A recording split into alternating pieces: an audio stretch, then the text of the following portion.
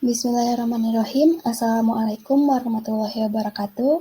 Perkenalkan, nama saya Indrila Novanda Putri dari kelas 2A Administrasi Pendidikan dengan NIM 2107913. Pada kesempatan kali ini, saya akan memaparkan materi tentang manajemen konflik dalam organisasi.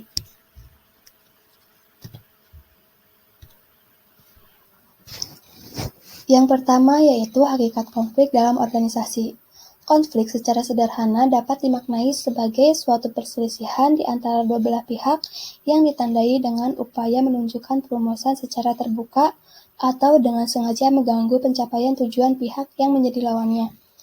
Adapun hakikat konflik menurut para ahli, yaitu George dan Jones, mereka menyatakan bahwa konflik dalam suatu organisasi itu sebagai suatu pertentangan untuk kepentingan sendiri yang muncul manakala perilaku seseorang atau sekelompok orang ditunjukkan untuk menghalangi orang lain atau sekelompok orang lain.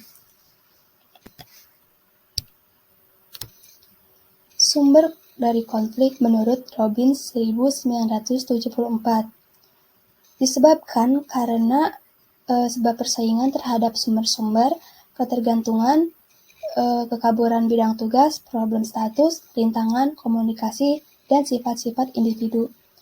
Jadi konflik ini itu dapat terjadi dari konflik potensial ke konflik aktual, yaitu terjadi dari konflik lama yang mungkin sudah mulai dilupakan atau dari suatu konflik kecil yang kemudian berkembang menjadi konflik baru. Selanjutnya yaitu proses konflik menurut Pondey. Yang pertama yaitu tahap konflik tersembunyi. Nah, dalam tahap ini itu pertentangan belum kentara tetapi sumber konfliknya sudah dapat diidentifikasi. Yang kedua yaitu konflik yang dipersepsikan, yaitu individu atau kelompok mulai merasakan adanya pertentangan di antara dua orang atau dua pihak. Yang ketiga yaitu konflik dirasakan. Nah, jadi pada tahap ini itu pihak-pihak yang mengalami pertentangan mulai merasakan dampak dari konflik, khususnya konflik yang bersifat negatif. Tahap selanjutnya yaitu konflik ditunjukkan secara terang-terangan. Pada tahap ini, salah satu pihak yang berkonflik mulai merespon pihak lainnya yang dipersepsi menghambat pencapaian tujuan. Yang terakhir yaitu akibat konflik. Nah, tahap ini itu merupakan tahap terakhir di mana konflik pada akhirnya dapat terselesaikan. Penyelesaian konfliknya itu terbagi menjadi dua, yaitu positif dan negatif, tergantung pada penanganan konfliknya. Selanjutnya yaitu taktik yang dapat dilakukan untuk mengurangi konflik kelompok. Yang pertama, berdiskusi dengan menggunakan fakta-fakta yang mendasar. Kedua, dikembangkan banyak alternatif untuk menggairahkan suasana diskusi. Ketiga, dalam proses diskusi diselingi dengan humor, dimaksudkan agar mengurangi ketegangan-ketegangan yang mungkin akan terjadi dalam suasana diskusi.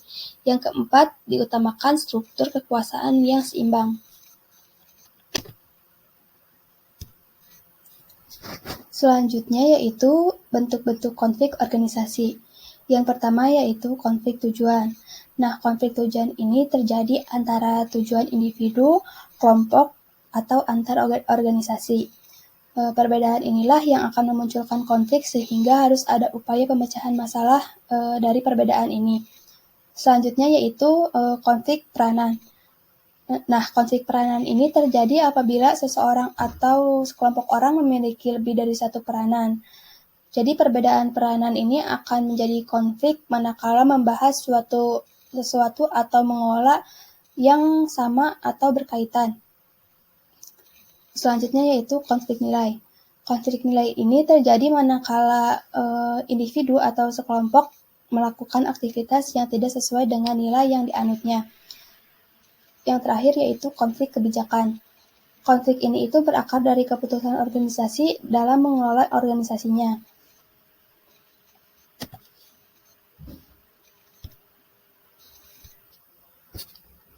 Pendekatan-pendekatan untuk menangani konflik. Pemecahan konflik dalam organisasi akan melibatkan berbagai pihak terkait, Bahkan pimpinan terlibat langsung dalam upaya pemecahan masalah. Nah, jadi dalam konteks konflik ini sebagai bagian untuk mendinamisasi dan meningkatkan kinerja individu atau kelompok, maka penanganan konflik harus didekati dengan berbagai cara yang muncul dalam iklim yang sehat.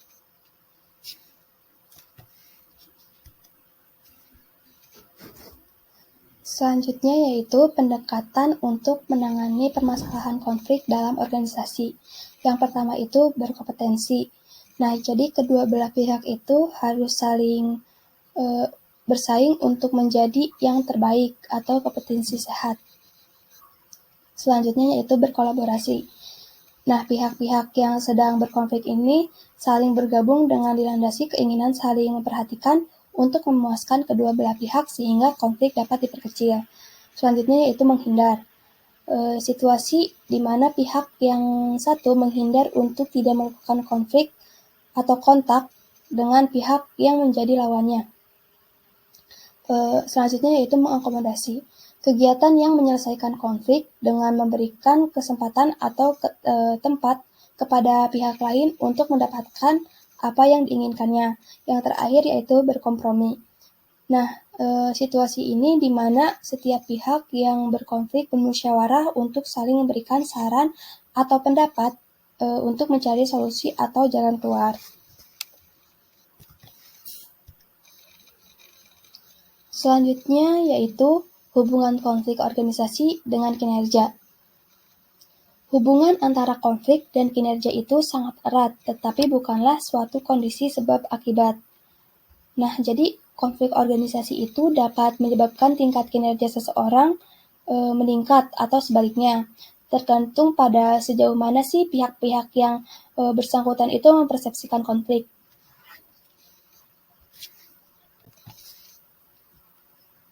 Baik, mungkin cukup sekian pemaparan yang dapat saya paparkan. Kurang dan lebihnya mohon dimaafkan. Terima kasih. Wassalamualaikum warahmatullahi wabarakatuh.